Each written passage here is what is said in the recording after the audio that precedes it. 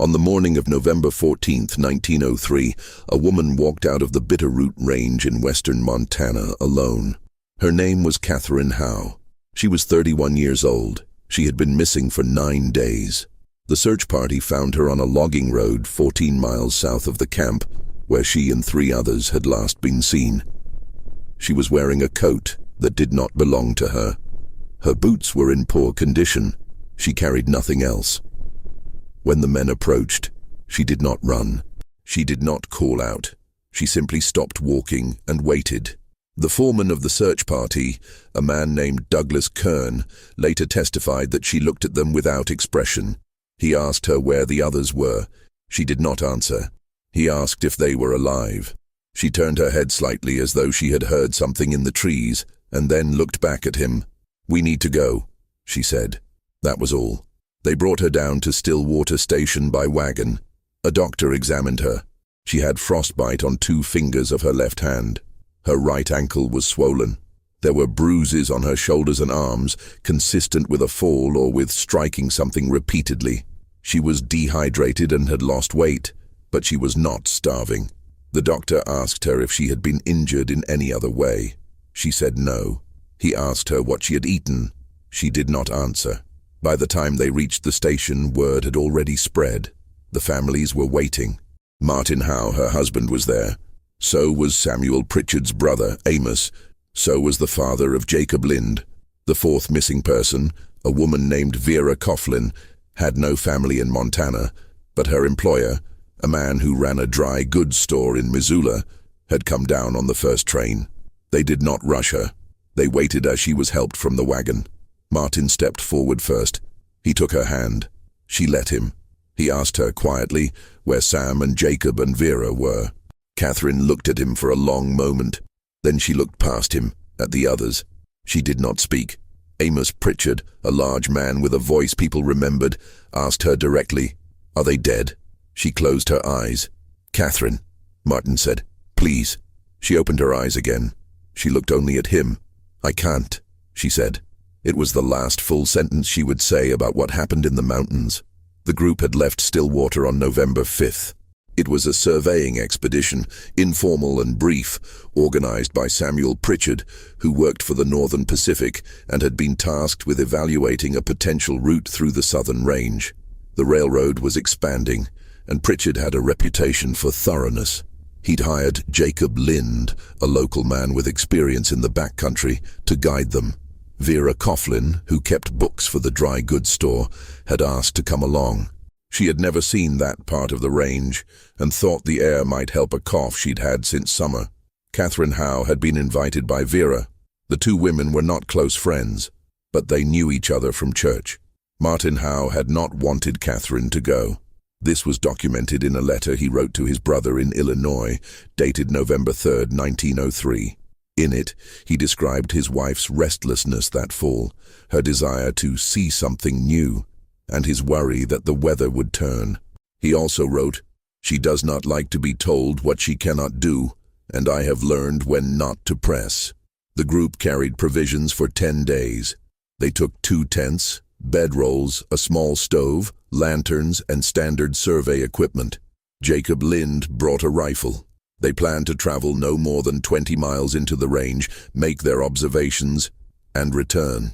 The last confirmed sighting of all 4 together was on the morning of November 8th at a shepherd's camp near Whitebark Creek.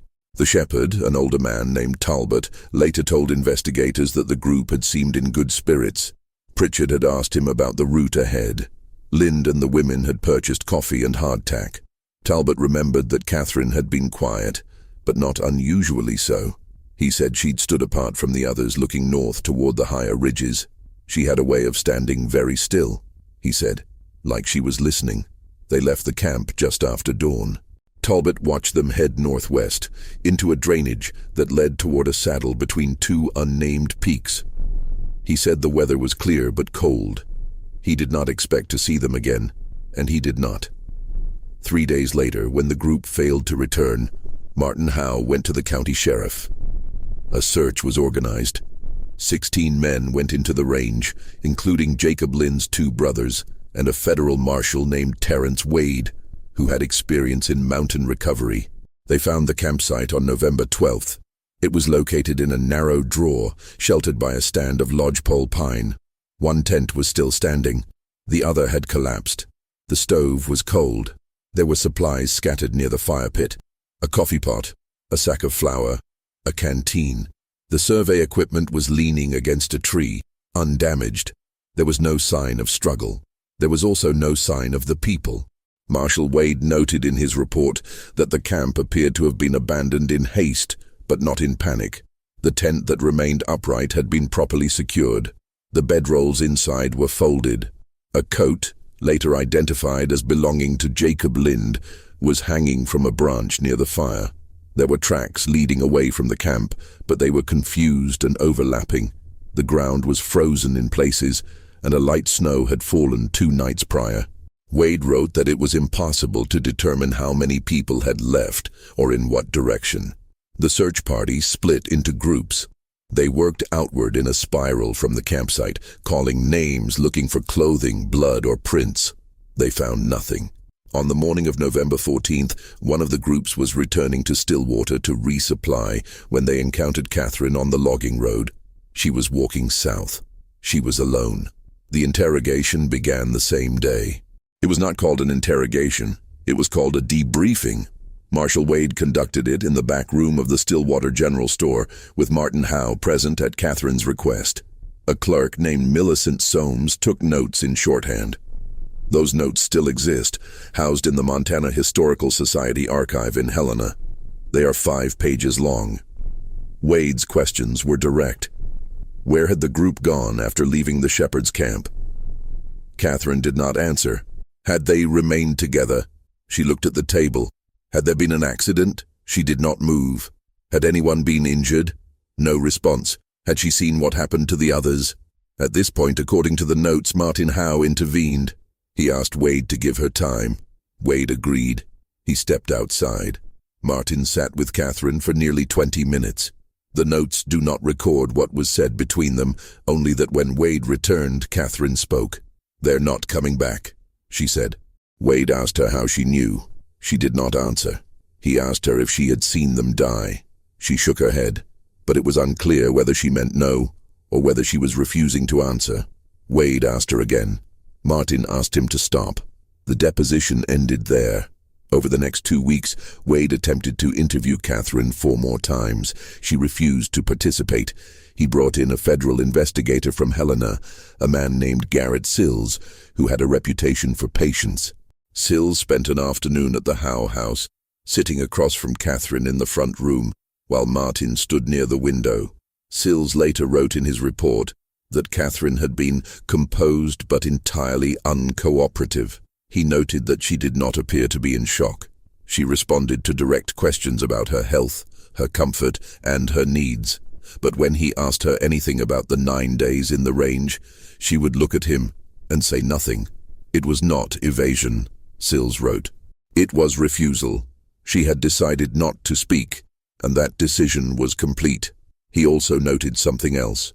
When he asked her if she felt responsible for what had happened, she looked at him for a long time. Then she said, "Yes." He asked her why. She stood up and left the room. The families did not give up. Amos Pritchard came to the Howe house on 3 separate occasions. The first time, Martin turned him away at the door. The second time, Catherine agreed to see him. He sat across from her in the same room where Sills had conducted his interview. He did not shout. He did not accuse. He asked her simply to tell him what had happened to his brother. According to Martin, who was present, Catherine looked at Amos for a long time. Then she said, "I'm sorry." Amos asked her what she was sorry for. She did not answer. He asked her if Samuel had suffered. She closed her eyes. He asked her if she had tried to help him. She stood and walked upstairs. She did not come down again that day. The third time Amos came, Martin refused to let him in. Jacob Lind's father, a German immigrant named Otto, did not come to the house. He wrote a letter instead. It was delivered in December. In it, he told Catherine that he did not blame her for his son's death, but that he needed to know what had happened so that he could rest. He asked her to tell him anything, where Jacob had last been seen, whether he had been afraid, whether he had spoken of his family. Catherine did not reply. Vera Coughlin's employer, a man named Horace Dillard, took a different approach. He published a notice in the Missoulian on December 10th, 1903. It read, "To Mrs. Catherine Howe. You are the only person who knows what became of Miss Vera Coughlin, Mr. Samuel Pritchard, and Mr. Jacob Lind. Your silence is a cruelty to those who love them. If you possess any Christian conscience, you will speak." Catherine did not respond. Martin Howe wrote a letter to the editor calling the notice unconscionable. The newspaper did not print it. There were theories, of course. Some believed the group had been caught in a sudden storm and separated. Catherine had survived by luck or by superior endurance. The others had perished from exposure, and their bodies would be found come spring. Others believed there had been a violent confrontation, perhaps over resources or direction, or some interpersonal conflict that had escalated. Catherine had survived and fled. She did not speak because she feared being implicated. A small number believed Catherine had caused their deaths directly, either through negligence or intent. This theory gained no official traction, but it circulated in certain households and saloons. Marshal Wade dismissed it outright. "There is no evidence of malice," he wrote, "and no evidence of crime."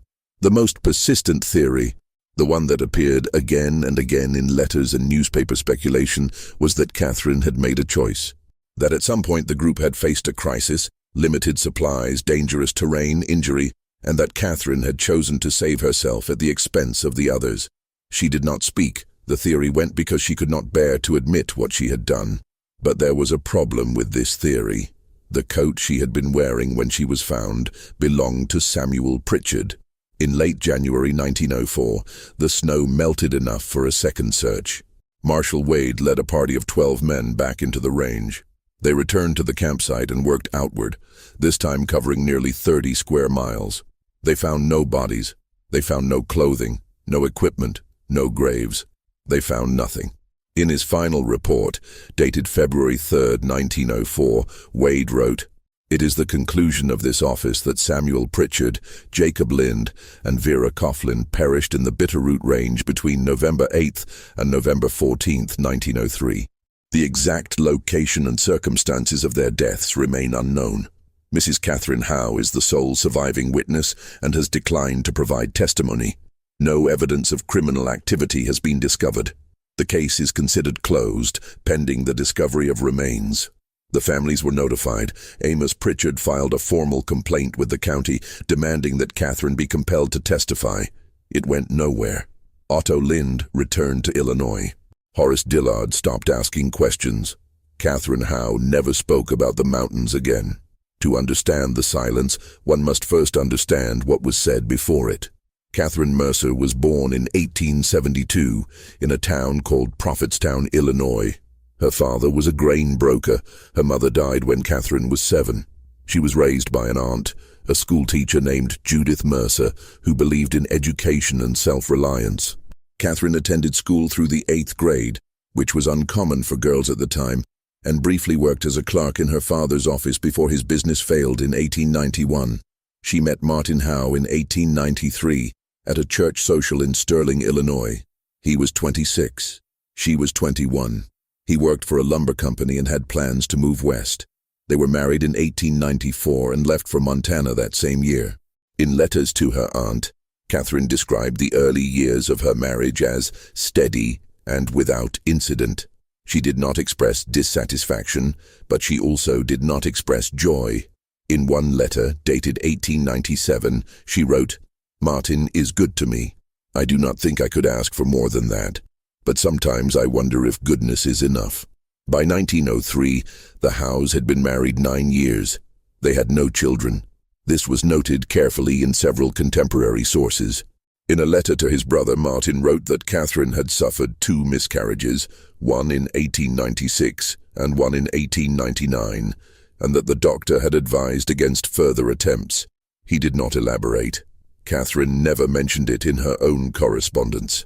What is clear is that by the fall of 1903, Catherine had begun to seek something outside the routine of her life. She attended lectures. She joined a women's reading group. She took long walks alone, sometimes for hours. Martin worried, but he did not forbid. In his letters, he expressed a kind of anxious respect for her independence. "She is not like other women," he wrote. "She does not want what they want. I think she is searching for something, but I do not know what it is." Samuel Pritchard was 34 in 1903. He had been with the Northern Pacific for 6 years, primarily in route assessment and logistics. He was known as competent, organized, and fair. People liked him. He had a wife, Clara, and 2 young daughters. He was not adventurous by nature, but he was thorough, and he believed in doing work correctly. In a letter to a colleague dated October 1903, Pritchard described the upcoming survey as routine but necessary. He expressed no concern about the terrain or the timing. He wrote that he had hired a reliable man to guide them and that the weather reports were favorable. There is no record of Pritchard and Catherine Howe having any significant relationship prior to the expedition. They had likely met in passing. Stillwater was a small community, but there is no evidence of friendship, conflict, or familiarity. Jacob Lind was 27. He had been born in Montana, the son of German immigrants who had worked the placer mines before settling on a small ranch north of Stillwater. Jacob knew the land. He had guided hunting parties, helped with cattle drives, and spent weeks at a time in the backcountry. He was quiet, capable, and trusted. His younger brother, Thomas, later said that Jacob had been reluctant to take the job. "He didn't like going out that late in the year," Thomas testified, "but the money was good, and Pritchard had a reputation. Jacob said it would be fine." Jacob had been engaged to a woman named Ann Kohler. They planned to marry in the spring of 1904. Ann later told an interviewer that Jacob had promised to bring her something from the mountains, a stone, or a flower, or just a story. She said he had been excited in his reserved way about the trip. "He liked being out there," she said. "It was where he was happiest." Vera Coughlin was the least documented of the 4. She was 33. She had come to Montana from Ohio in 1899, for reasons that remain unclear. She worked for Horace Dillard, keeping his accounts and managing inventory. She lived in a rented room above the store. She had no family in the state and no close friends, though she attended church regularly and was considered polite and competent.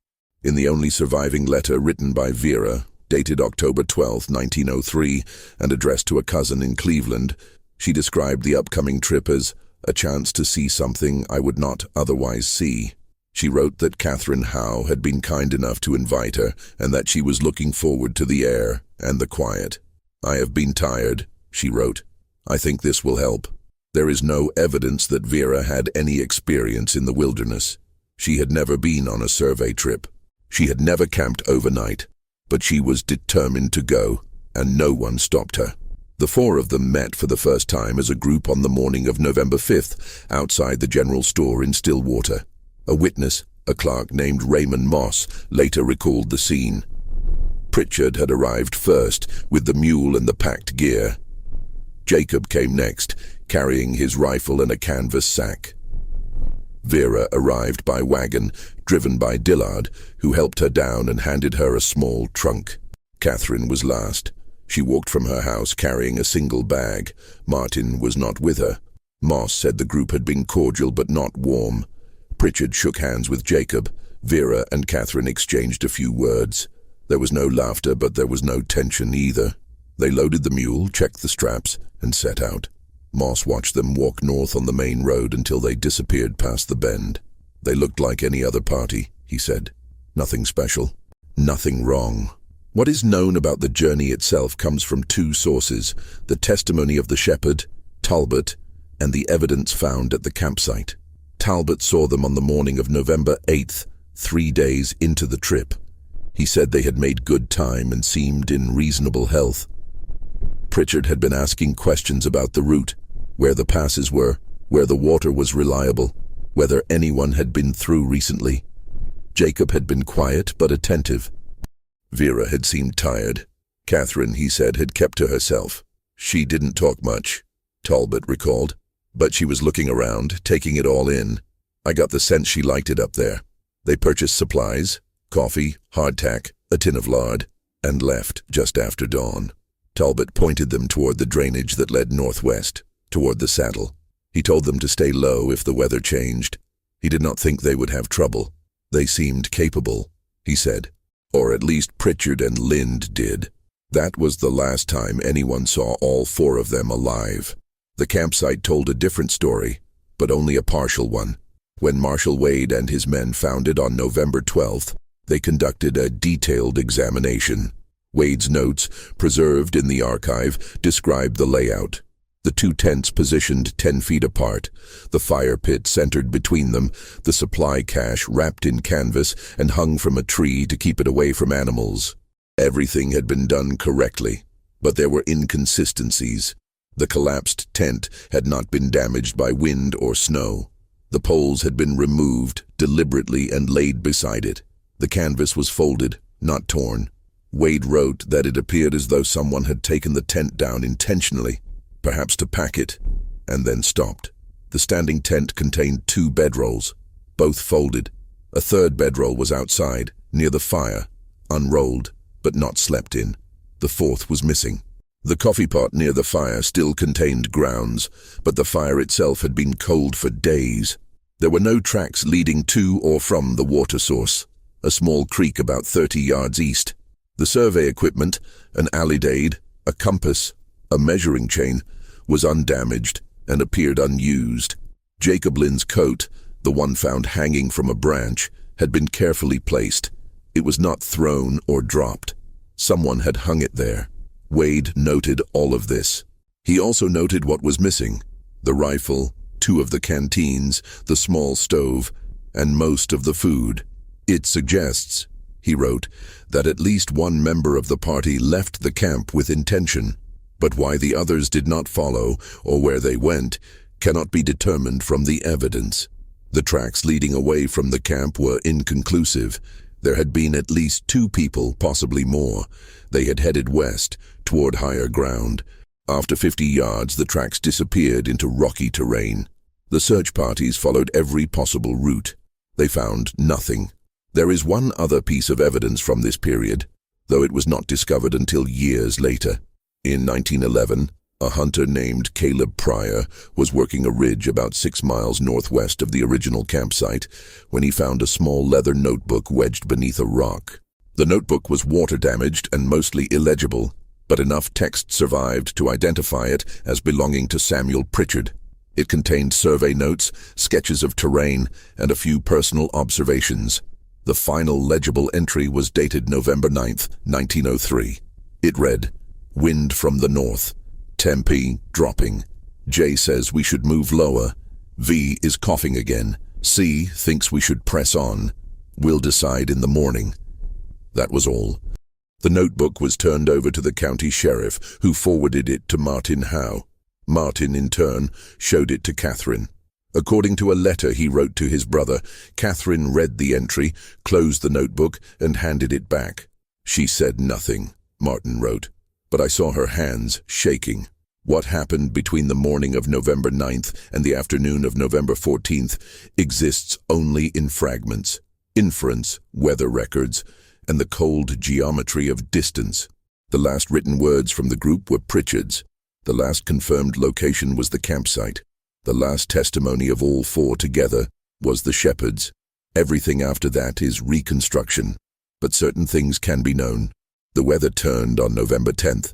Records from the U.S. Signal Service station in Missoula show that a low-pressure system moved into western Montana on the evening of November 9th, bringing high winds and dropping temperatures. By the morning of the 10th, the temperature at lower elevations had fallen to 22 degrees Fahrenheit.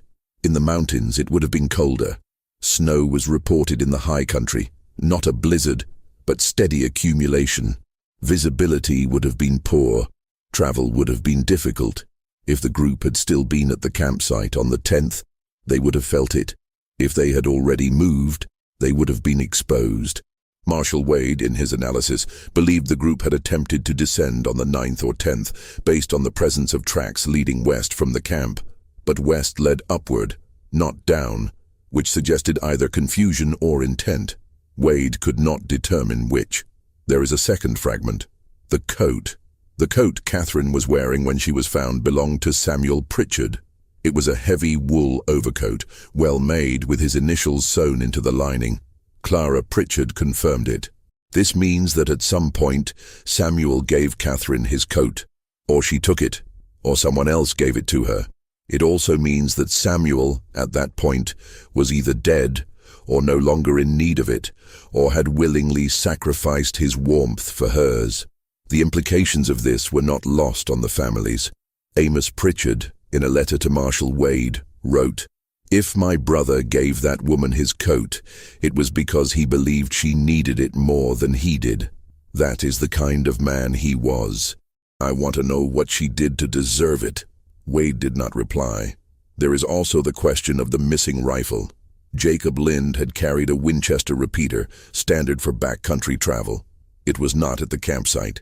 It was not found during any of the searches.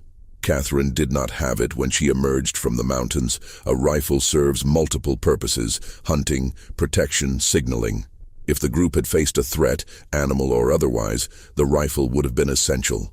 If they had needed food, the rifle would have been necessary. If they had become separated, a gunshot would have been the clearest way to communicate. No shots were reported. No one heard anything. The absence of the rifle suggests it was carried away from the camp. But by whom, and for what purpose, remains unknown. The distance Catherine covered is another piece of the puzzle. The campsite was located approximately 14 miles northwest of the logging road where she was found. The terrain between the 2 points is steep, heavily forested, and broken by ravines and ridgelines. In good conditions, an experienced traveler might cover that distance in a day. In winter conditions, alone without a map, it would take longer. Catherine emerged on November 14th. The last confirmed sighting of the group together was November 8th. That leaves 6 days. If she had walked directly from the campsite to the logging road, she could have done it in 2 days, possibly 3. But that assumes she knew where she was going. It assumes she had no injuries beyond the frostbite and the swollen ankle. It assumes she did not stop. The doctor who examined her noted that her clothing was damp but not soaked, which suggested she had not been caught in prolonged rain or snow. Her face was wind-burned. Her hands were cut, consistent with grabbing branches or rocks, but she was not hypothermic. She was not delirious. She had walked out under her own power. Where had she been for 6 days, and where were the others? There is one witness who saw something, though what he saw remains ambiguous. A trapper named Eugene Farris was working a line near Whitebark Creek on the afternoon of November 12th when he heard voices. He later testified that he could not make out words, but he was certain it was more than one person. He said the voices were distant, carried on the wind, and seemed to come from higher ground to the north. Farris did not investigate. He assumed it was a hunting party or a shepherd moving stock. He did not think it was unusual. But when news of the missing group spread, Farris came forward. He told Marshal Wade what he had heard. Wade asked him how many voices. Farris said at least 2, possibly 3. Wade asked if any of them had sounded distressed. Farris said no, just voices, talking. Wade included this in his report, but he also noted that Whitebark Creek was more than 8 miles from the campsite, in the opposite direction from where Catherine had been found.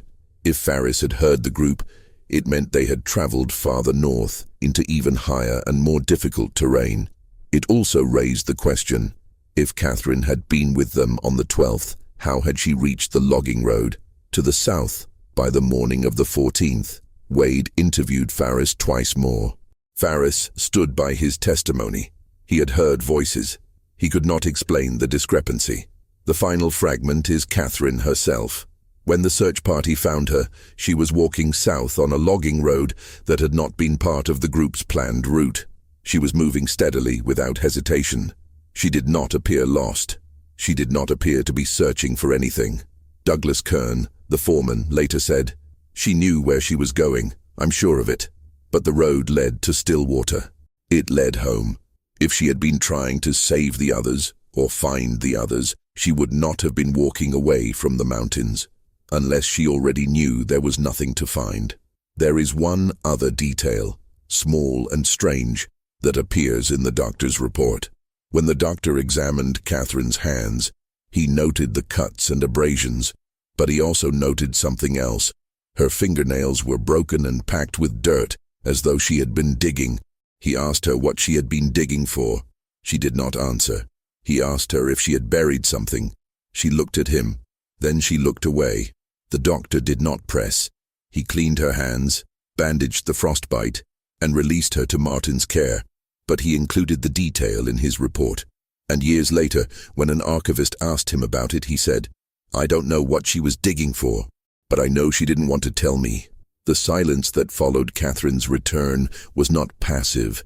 It was active. It was maintained day after day. In the face of grief, anger, and pleading, it became, in its own way, a kind of testimony. In the first weeks, the pressure was relentless. Marshal Wade made his attempts. The families made theirs. The newspapers speculated. Strangers wrote letters. A Methodist minister named Reverend Alcott visited the Howe house twice, offering to hear Catherine's confession in private as a matter of spiritual necessity. She declined. "I do not need absolution," she told him. "I need to be left alone." Alcott later wrote about the encounter in a letter to a colleague. He described Catherine as clear-eyed and resolute, and said that her refusal did not seem rooted in shame or evasion, but in something else. Something he could not name. "She was not hiding from God," he wrote. "She was protecting something." Martin Howe became her shield. He stopped answering the door. He screened the mail. He walked Catherine to church and back, and sat beside her during the service, and did not let anyone approach. When Amos Pritchard came for the third time, Martin met him on the porch and said, "You will not speak to her again." Amos asked if Martin knew what had happened. Martin said no. Amos asked if that didn't bother him. Martin said, "What bothers me is that my wife is alive, and you want to take that from her." Amos left. He did not return. The town divided. Some believed Catherine was a victim, traumatized into silence. Others believed she was withholding information out of guilt or complicity. A smaller group believed she simply had nothing to say, that she had not witnessed the deaths, that she had been separated early, and that the others had perished beyond her sight. But there was a problem with the last theory. If Catherine had been separated from the group early in the journey, on the 9th or 10th, she would have said so. There would have been no reason to remain silent. The families would have understood. The authorities would have accepted it. The silence only made sense if Catherine knew something she could not, or would not, share. And the coat. The coat meant she had been with Samuel Pritchard at some point after the cold set in. It meant contact. It meant proximity. In December, a journalist from the Missoulian came to Stillwater. His name was Leonard Cass, and he had built a career on investigative work. He had written about corruption in the mining industry, about fraud in territorial land claims, about violence along the rail lines. He was good at his job, and he did not give up easily. Cass spent 2 weeks in Stillwater. He interviewed the search parties. He reviewed Wade's reports. He spoke to the families. He walked the logging road where Catherine had been found, and he hired a guide to take him to the campsite. Then he came to the Howe house. Martin refused to let him in. Cass waited on the porch. He waited for 3 hours. Eventually, Catherine came to the door. Cass later wrote about the encounter in an article that was never published, but survived in his personal papers. "I asked her," he wrote, "if she understood that her silence was causing unbearable pain. She said yes. I asked her if she thought that was fair. She said no. I asked her why, then did she not speak? She looked at me for a long time. Then she said, because if I did, it would cause more." Cass asked her what she meant. She stepped back and closed the door. He left Stillwater the next day.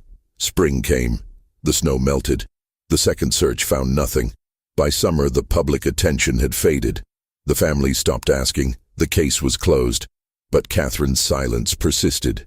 She did not resume her old routines. She stopped attending the women's reading group. She stopped going to lectures. She left the house only for church, and later, not even that. She became, in the words of a neighbor, a woman who had gone inward. Martin stayed with her. There is no record of him wavering, no letter suggesting doubt. In a note to his brother in 1905, he wrote, "Catherine is not the woman I married, but she is the woman I live with now, and I will not abandon her. Whatever happened in those mountains, she has decided to carry it alone. I can only stand beside her while she does." There was one final attempt to break the silence. In 1907, Clara Pritchard, Samuel's widow, came to Stillwater. She had not come before. She had stayed in Helena with her daughters, raising them alone, grieving quietly. But something had changed. She told a friend later that she had spent 4 years imagining what had happened to her husband, and that the not knowing had become worse than any answer could be. She arrived unannounced. She knocked on the door of the Howe house. Martin answered. She asked to speak to Catherine. Martin hesitated. Clara said, "Please." Catherine came downstairs. The two women sat in the front room. Martin stayed in the kitchen within earshot, but he did not interfere. What passed between them was never fully recorded, but Clara later wrote about it in a letter to her sister. "I asked her," Clara wrote, "if my husband had suffered. She said no. I asked her if he had been afraid. She said no. I asked her if she had been with him when he died. She did not answer. I asked her if she had loved him. She looked at me then, and I saw something in her face I had not expected. She said no, but he was kind to me." Clara asked what that meant. Catherine said nothing. Clara asked if Samuel had tried to save her. Catherine closed her eyes. Clara asked again what had happened. Catherine opened her eyes. She said, "I can't give you what you want. I'm sorry." Clara left. She never came back. In 1910, Martin Howe's health began to fail. He had been strong, but years of labor and worry had worn him down. By 1911, he was bedridden. Catherine cared for him. She did not hire help. She did it herself. A neighbor, a woman named Ida Holstead, visited often during that time. She later said that Catherine was gentle with Martin, attentive and patient, but she also said Catherine seemed distant, as though part of her was always elsewhere. She would sit by his bed, Ida recalled, and hold his hand, and I think she was with him, but I also think she was still in those mountains. Martin died in March 1912. Catherine buried him in the Stillwater Cemetery. She did not speak at the service. Reverend Alcott, who officiated, later said she had stood at the grave without crying and had left before anyone could offer condolences. After Martin's death, Catherine sold the house. She moved to Missoula and took a room in a boarding house on the north side of town. She worked as a seamstress. She kept to herself. People who knew her during this period described her as polite, but unreachable. She lived quietly for the next 18 years. In 1916, a reporter from the Great Falls Tribune tracked her down, hoping to write a retrospective piece on the Stillwater disappearances. Catherine refused to be interviewed. The reporter left a list of questions with her landlady. Catherine returned them, unanswered, with a note that read, "I have nothing to add." In 1923, Jacob Lynn's former fiancée, Ann Kohler, now married and living in Idaho, wrote to Catherine. The letter was brief. Ann said she had made peace with Jacob's death, but that she still thought of him. She asked Catherine if Jacob had been happy in those last days. Catherine did not reply. There is one other incident, small but telling. In 1927, Catherine attended a lecture at the Missoula Public Library. The lecture was about wilderness survival, given by a retired Army officer who had served in Alaska. Catherine sat in the back. She did not ask questions, but after the lecture she approached the speaker. A librarian who witnessed the exchange later said that Catherine asked the officer a single question.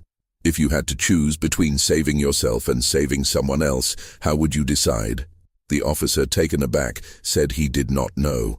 It would depend on the circumstances. Catherine nodded. Then she said, "Yes, it would." She left before he could ask her anything further. Catherine Howe died in 1930 in her room in the boarding house of pneumonia. She was 58. She left no will, no letters, no diary. Her belongings were minimal. Clothes, a few books, a small amount of money. There was one item of note. Among her things was a folded piece of canvas, about 2 feet square, carefully stored in a wooden box. It was old and stained, but still intact. The landlady who found it did not know what it was. She gave it to the county clerk, who identified it as a section of tent fabric. It was never determined whether it came from one of the tents used on the 1903 expedition. No one could say for certain, but the clerk noted in his report that the fabric had been cut, not torn, and that the edges had been folded with care. Someone, he wrote, wanted to keep this. The fabric was eventually discarded. No record of it remains beyond the clerk's note. In 1958, a graduate student at the University of Montana named Peter Gorman wrote his thesis on unsolved disappearances in the Northern Rockies. One chapter was devoted to the Stillwater case. Gorman spent months in the archives, reviewing reports, letters, and testimony. He interviewed descendants of the families. He walked the terrain. His conclusion was careful. Catherine Howe's silence was not the silence of ignorance. It was the silence of knowledge held under discipline. She knew what happened. She chose not to say. The question is not whether she was hiding the truth, but why the truth needed to be hidden. Gorman proposed several theories. Perhaps Catherine had made a decision in the mountains that, while rational in the moment, would have been judged harshly by a society that valued self-sacrifice. Perhaps the deaths had occurred in a way that would have implicated her, not legally, but morally. Perhaps the truth involved betrayal, cowardice, or a failure of duty. Or perhaps, Gorman suggested, the truth would have destroyed the memory of the others. If what happened in those mountains, he wrote, was something that would have made the dead seem less than they were, less brave, less kind, less worthy of mourning, then Catherine's silence becomes an act of protection. She carried the truth so that others would not have to. There is no way to prove this. There is no evidence that confirms it. But there is a pattern in what Catherine did say, in the few moments when she spoke. To Amos Pritchard, she said, "I'm sorry."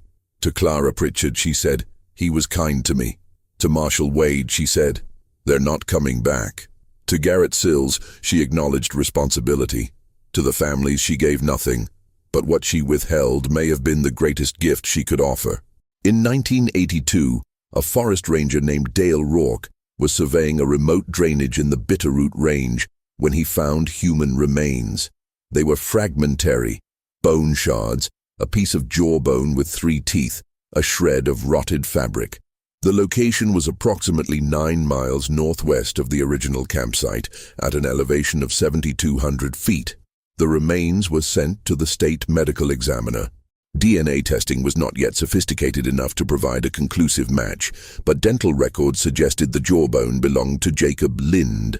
No other remains were found.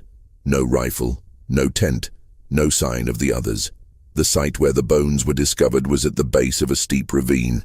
The medical examiner noted that the condition of the remains was consistent with prolonged exposure and scavenger activity. Cause of death could not be determined. Marshall Wade's report had been correct. They had gone northwest into higher ground. They had not come back. But the question remained, why? There is one final piece of testimony discovered in 2003, exactly 100 years after the disappearances. An elderly woman named Margaret Sills, the granddaughter of investigator Garrett Sills, donated a box of her grandfather's personal papers to the Montana Historical Society. Among them was a letter, dated 1913, written by Garrett Sills to a colleague in the Department of Justice. In it, Sills reflected on cases that had stayed with him. He mentioned the Stillwater disappearances. "I interviewed Mrs. Howe several times," he wrote, "and I came to believe that her silence was not evasion, but mercy. I think she saw something, or did something, or knew something that would have broken the people who loved those 3. I think she decided, consciously, to let them remember their dead as they wished to remember them, and I think that decision cost her everything." He continued, "There is a kind of silence that is selfish, and there is a kind that is sacrifice. I believe hers was the latter. What happened in the Bitterroot Range between November 9th and November 14th, 1903, is not known. It is not known why the group went northwest instead of descending. It is not known what caused the deaths of Samuel Pritchard, Jacob Lind, and Vera Coughlin. It is not known why Catherine Howe survived. It is not known what she dug for, or what she carried, or what she saw. But this is known. Catherine Howe chose silence, deliberately and completely, and maintained it for 27 years. She endured suspicion, anger, grief, and isolation. She gave up her community, her reputation, and any chance of peace, and she never broke. That kind of silence is not weakness, it is will. Perhaps she protected herself. Perhaps she protected the dead. Perhaps she protected the living from a truth they could not bear. Or perhaps the silence itself was the truth, an acknowledgement that some things once spoken cannot be unsaid, and some knowledge once shared cannot be endured. The historian's task is to reconstruct, but some reconstructions end not with answers, but with absence. The absence is not failure. It is the shape of what was lost. Catherine Howe walked out of the mountains alone, and whatever she carried out with her, she carried to her grave. The file remains open, the silence remains unbroken, and perhaps that is exactly as it was meant to be.